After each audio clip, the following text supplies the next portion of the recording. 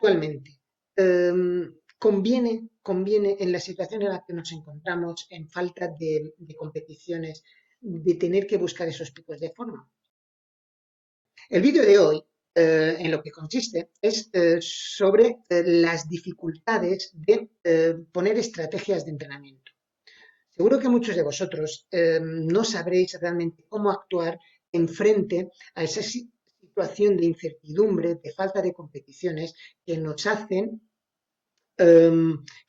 dudar de cómo entrenar y en base a qué objetivo tener que atacar, sobre todo en el panorama en que no hay competición. Yo os puedo decir que en mi etapa de profesional, realmente la estrategia que tenía de entrenamiento era buscar dos picos de forma a la temporada. Es decir, establecíamos gran trabajo de fuerza para posteriormente, faltando 3 o 4 meses del objetivo, de la fecha objetivo, pues hacíamos más un trabajo de ritmos, que todo esto, ritmos, cuando se habla de ritmos, son ritmos controlados, series, un trabajo más pensando en forzar ese pico de forma. ¿Vale?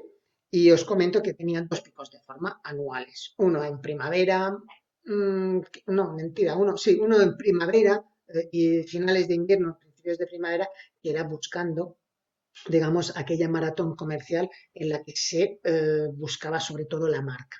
¿Vale? Y luego teníamos otro pico de forma ya para verano, en donde se buscaba más campeonatos, digamos, más estratégicos, como pudieran ser los campeonatos de Europa, mundiales o el campeonato que hubiese en ese año.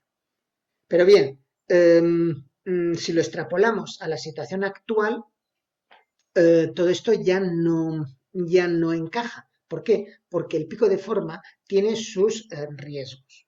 Y antes de nada os voy a decir qué es para mí el pico de forma. El pico de forma consiste en desembocar en ese estado en donde uno está al 100% de sus cualidades atléticas, de su estado de forma, pero que coincide con una fecha establecida, con la fecha objetivo. Parece fácil, pero no lo es. Entonces, claro, eso tiene un riesgo. Como os he comentado anteriormente, si estamos trabajando más a nivel de ritmos, series, estamos tensando mucho lo que es la cuerda en cuanto a cargas. Y eso nos hace tener más riesgo de posibles lesiones. Por lo tanto, actualmente, conviene en la situación en la que nos encontramos, en falta de competiciones, de tener que buscar esos picos de forma. Yo lo dudo. Y yo os digo lo que yo he aplicado o las dos posibilidades que tendríamos en una situación actual con esa incertidumbre y sobre todo con falta de competición. La primera, y es la que yo creo que tendríamos que trabajar, es trabajar muchísimo, digamos, la base, la condición física, meter mucho trabajo de fuerza y poco a poco, muy progresivamente a lo largo del tiempo, ir metiendo cargas de ritmos. Es decir, ir forzando el estado de forma, pero de forma muy gradual, muy poco a poco. ¿Para qué? Para cuando en el momento en que se vislumbre un panorama de competiciones, que tengamos fechas de objetivo, estar ya en un punto de forma más álgido y atacar esos 2 meses, digamos, de trabajo duro para forzar el pico de forma.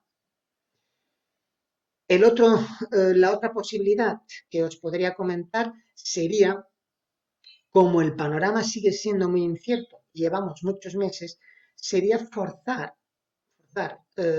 un pico de forma para que a nivel psicológico y sobre todo que uno tenga confianza en sí mismo, forzar un posible pico de forma, pero no como el de una temporada normal, que buscaríamos el 100%, no, buscaría este 85-90% de forma.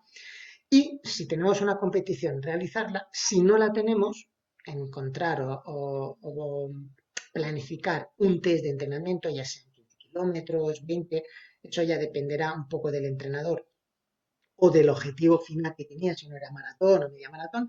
Entonces, en ese test, buscar ese pico de forma.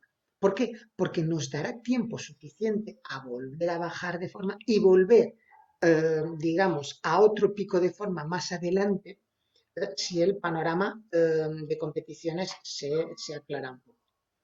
Claro, Esta segunda opción hay que tener en cuenta que, como os he comentado, los estados de forma son cíclicos, donde se sube de forma, pero luego se mantiene un poco arriba y vuelve a bajar, pero esa bajada que sea planificada, ¿de acuerdo? Que no se baje demasiado para en un momento dado poder volver a remontar.